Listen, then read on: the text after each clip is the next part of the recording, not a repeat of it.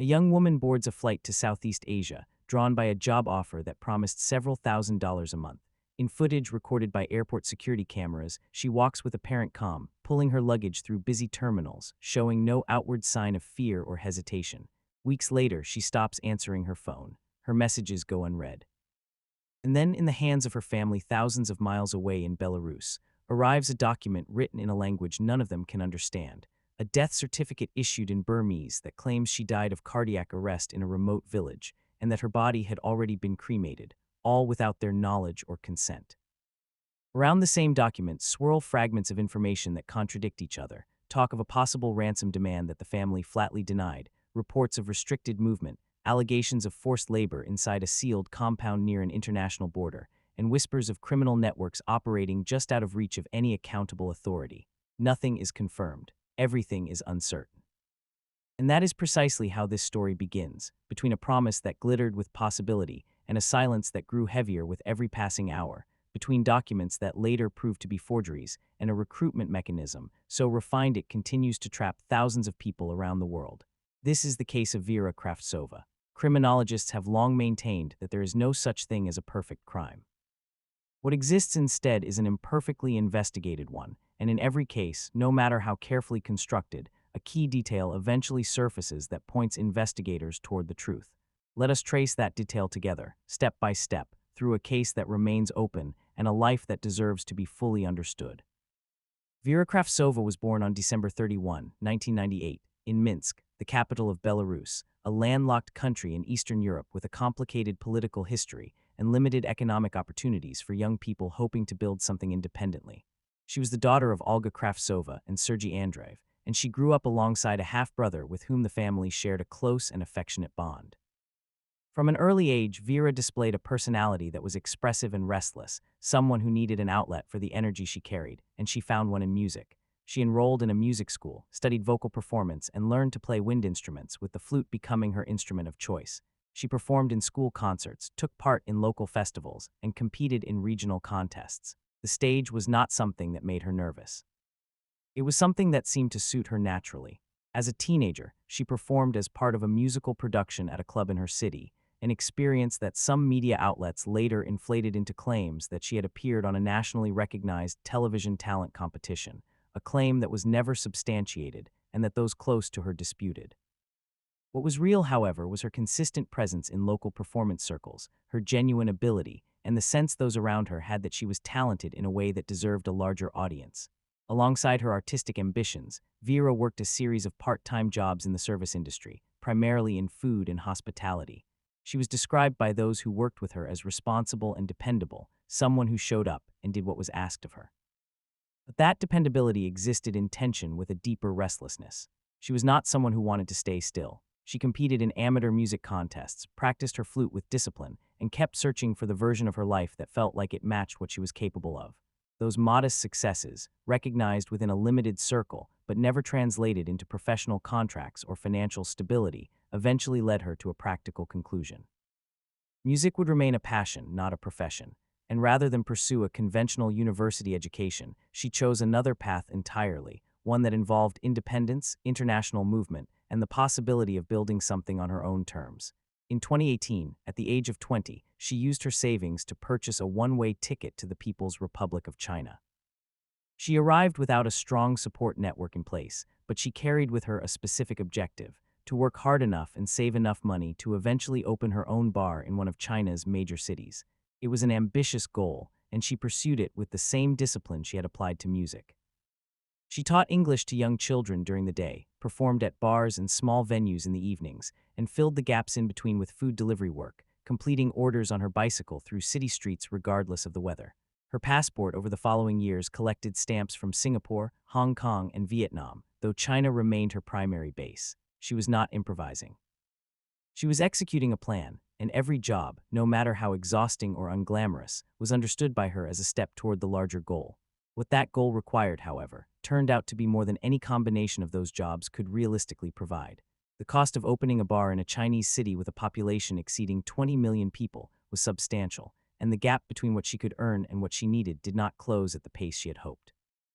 Searching for ways to accelerate her savings, Vera confided to a close friend that she had decided to donate eggs at reproductive health clinics.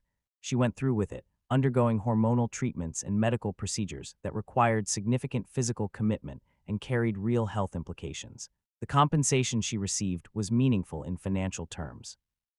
She described the decision to her friend as serving two purposes at once, helping her reach her own financial target faster, while also enabling couples struggling with infertility to start the families they longed for. It was a choice that reflected the kind of pragmatic determination that had defined her approach to life since leaving Belarus. Meanwhile, her presence on social media painted a picture of constant motion and reinvention. She changed cities, changed projects, and changed her appearance with equal frequency. Her hair moved through shades of pink, red, and blue. Large and visible tattoos added to an aesthetic of ongoing transformation. But in 2020, she published a short poem online that suggested something more complex beneath that surface, a piece marked by emotional pain and a need to release feelings that had been pressing against her for some time.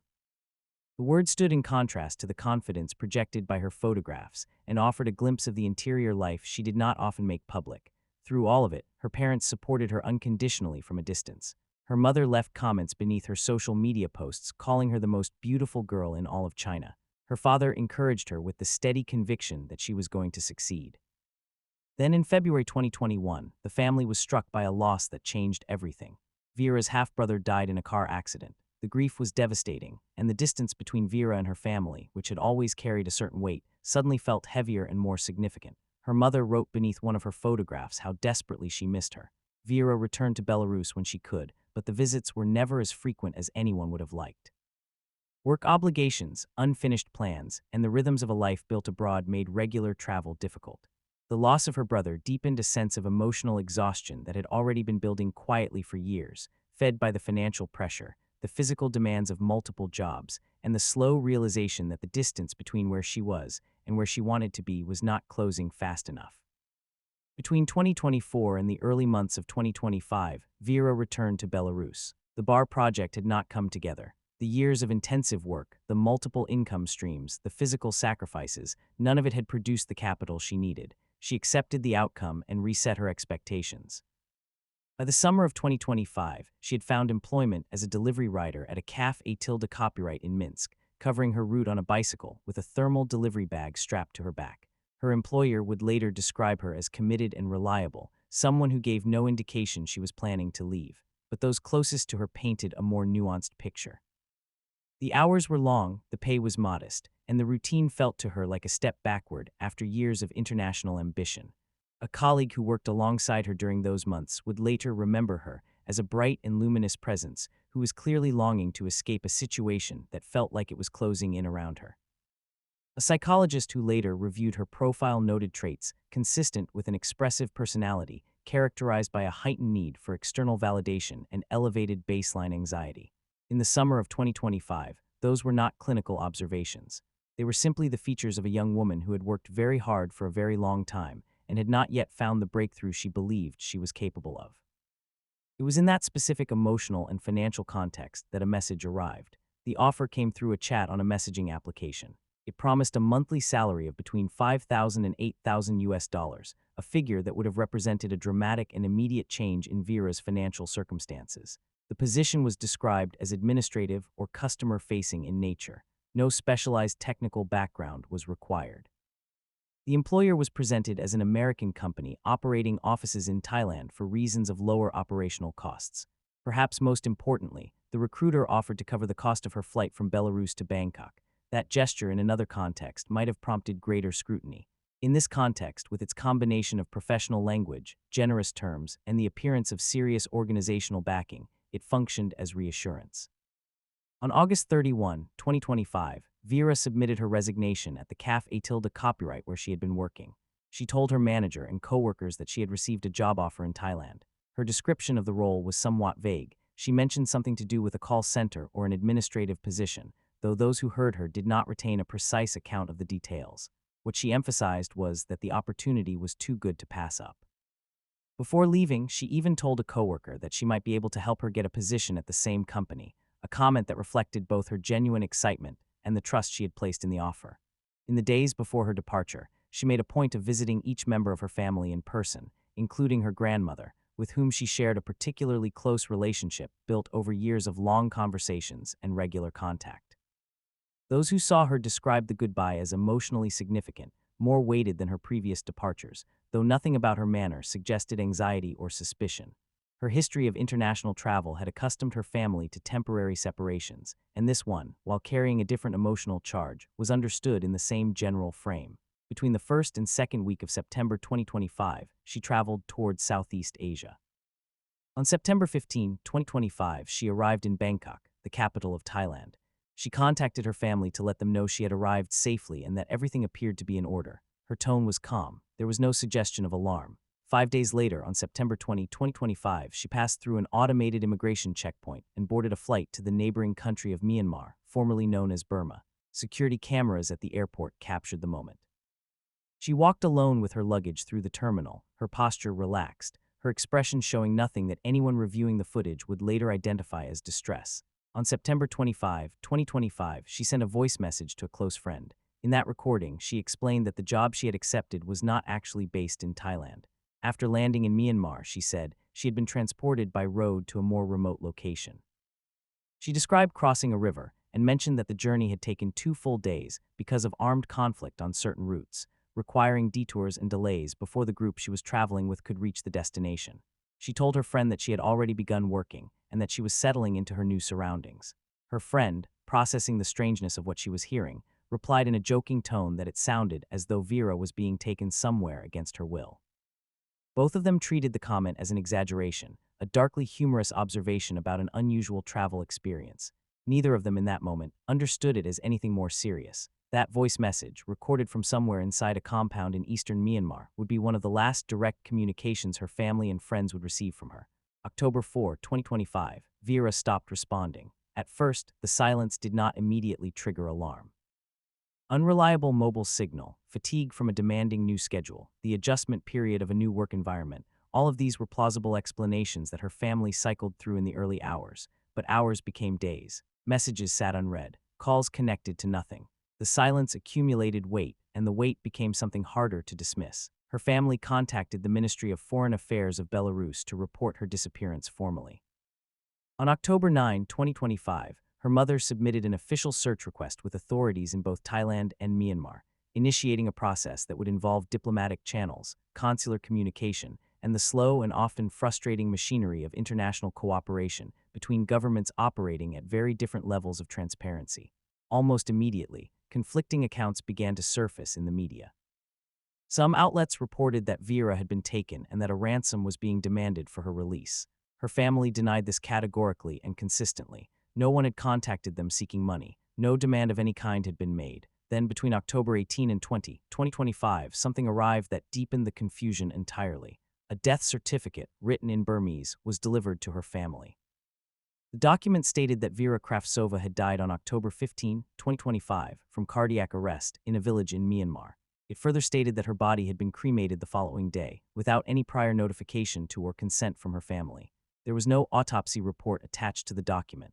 There were no expanded medical details, no supporting documentation from a hospital or physician, no independent verification of any kind.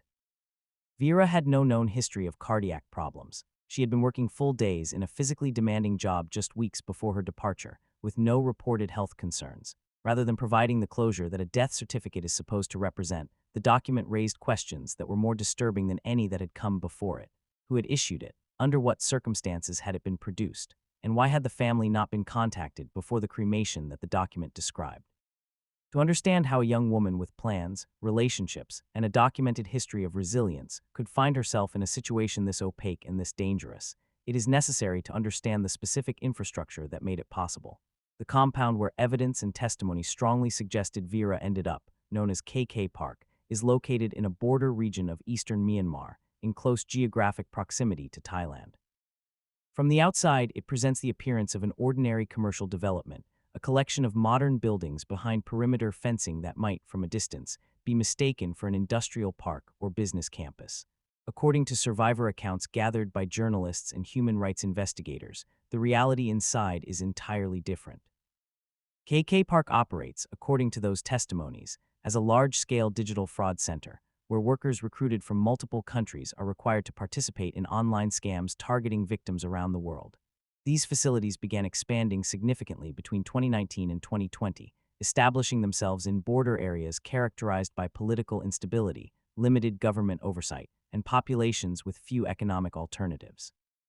After the military coup that took place in Myanmar in February 2021, large sections of the country's border zones fell under the fragmented or contested control of various armed factions, creating conditions that made the establishment and continued operation of these compounds significantly easier.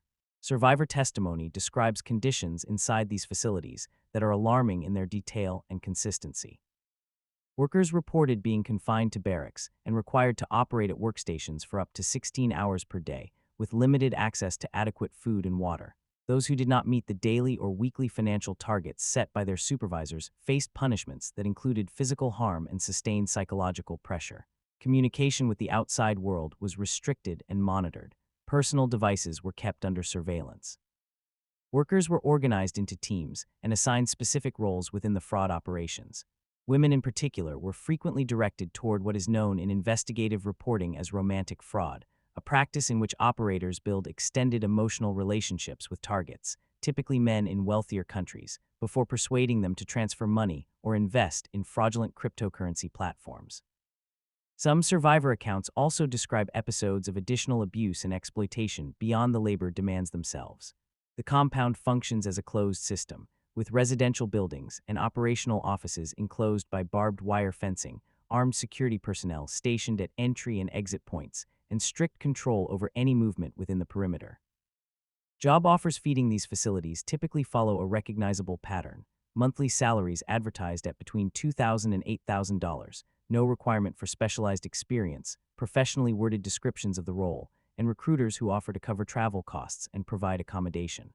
The salary figures are calibrated to be high enough to be genuinely appealing, but not so absurdly high as to immediately trigger suspicion. For women, the offers tend to emphasize light, modern, flexible work, often described in terms that overlap with digital content creation, online customer service, or modeling in the digital space. Terms like crypto model or digital model have appeared in some of these postings, language designed to sound contemporary and legitimate while describing no recognized professional category. In some operations, deepfake technology is reportedly used to superimpose a recruited woman's appearance onto another identity used to deceive targets online, meaning the person doing the deception may have minimal awareness of the full scope of what they are participating in when they first arrive. On October 21, 2025, following mounting international media pressure and diplomatic communications from multiple governments, Myanmar's armed forces conducted an operation at KK Park. According to official statements issued afterward, approximately 3,000 people were released from the facility during the raid. Nearly 100 guards were detained. Several bodies were discovered on the premises. In the days that followed, portions of the compound were demolished in what authorities described as a dismantling operation. The intervention confirmed, in a way that public statements had never previously acknowledged, that this facility had been operating as something fundamentally different from the commercial development it appeared to be on official records. But for Vera's family, the operation produced no answers. Her name did not appear among those released. She was not identified among the casualties. The intervention that many had hoped would resolve the uncertainty about her fate instead deepened it. By November 2025, the Ministry of Foreign Affairs of Belarus issued a significant statement. The documents that had been circulated in the weeks prior, including the death certificate written in Burmese, had been determined by official investigation to be forgeries. The declaration changed the landscape of the case once more. If the certificate was fabricated, there was no official confirmation of Vera's death. There was also no explanation for who had produced the document, how it had reached her family, or what purpose its circulation was intended to serve. The ministry confirmed that authorities in Myanmar had opened investigations and that individuals with potential involvement in the case had been detained. Belarusian diplomats stated they were maintaining active communication with local law enforcement and providing assistance within the scope of their mandate. But beyond those formal statements, the situation remained unresolved. Vera's name had joined a growing list of individuals connected to fraud and human trafficking networks operating across Southeast Asia, a list that included people from Eastern Europe, South and Southeast Asia, Africa, and South America, representing the genuinely global reach of these criminal systems. As of the beginning of 2026, authorities from several countries in the region announced a coordinated effort to shut down scam compounds, in which an estimated 100,000 to 120,000 people may be held at any given time. The scale of that figure is difficult to fully absorb. These are not isolated incidents. They are not the result of individual bad actors making impulsive decisions. They are the output of organized criminal enterprises that have built systematic infrastructure specifically designed to exploit legal gray zones, political instability, and the vulnerability of people who are motivated by a completely rational desire to improve their financial circumstances. The compounds relocate, change names, and re-emerge under new branding when pressure from authorities becomes too intense. The business model is adaptive and persistent. Vera Kravtsova had goals that were clear and entirely understandable. She wanted to be independent. She wanted to build something of her own. She had spent years in multiple countries working difficult jobs, accepting physical hardship as part of a longer plan, grieving losses without abandoning her ambitions, and refusing to accept that the ceiling above her was fixed. She was someone who had chosen the harder path because she believed the harder path led somewhere worth reaching. Her story is not, at its core, a story about naivety or recklessness. It is a story about what happens when a young person with legitimate ambitions encounters a system specifically designed to identify exactly that kind of person and exploit exactly that kind of aspiration. These criminal networks are not clumsy or opportunistic. They are sophisticated and methodical. They study the conditions that produce vulnerability, they craft their offers to match the specific contours of the people they are targeting, and they use the language of professionalism and modernity to disarm the instincts that might otherwise prompt someone to hesitate. They pay for flights. They promise stability. They use corporate terminology and carefully constructed online presences to simulate legitimacy. None of this is improvised. It is the product of organizations that understand recruitment psychology and have invested in building systems designed to be difficult to escape once entered. The absence of robust international legal frameworks capable of operating effectively across fragile or contested border regions allows these structures to persist. The case of Vera Kravtsova demands a kind of reflection that is uncomfortable but necessary. Not every offer that arrives with compelling numbers and professional language represents a real opportunity.